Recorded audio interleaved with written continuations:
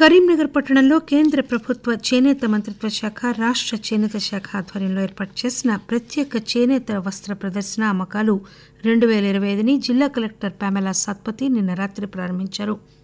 ఈ సందర్భంగా తెలంగాణ, ఆంధ్రప్రదేశ్, ఛత్తీస్గఢ్, జార్ఖండ్, మధ్యప్రదేశ్, పశ్చిమ బెంగాల్ నుంచి వచ్చిన సహకార సంఘాల స్టాళ్లను కలెక్టర్ సందర్శించి చేనేత వస్త్రాలను పరిశీలించారు.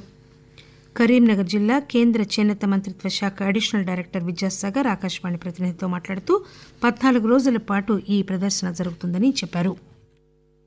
సహాయ సంచాలకులు చేనేత జౌలి శాఖ కరీంనగర్. నా పేరు విద్యాసాగర్. నేడు ప్రత్యేక చేనేత వస్త్ర ఎగ్జిబిషన్ అంతా కూడా ఈరోజు కరీంనగర్ లో స్టార్ట్ అవ్వడం జరిగింది. ఇది 12వ తారీఖు నుంచి సెప్టెంబర్ 25 వరకు ఉంటుంది. ప్రభుత్వ ఆధీనంలో ఉన్న చేనేత సహకార సంఘాలన్నీ కూడా వచ్చాయి ఇక్కడికి.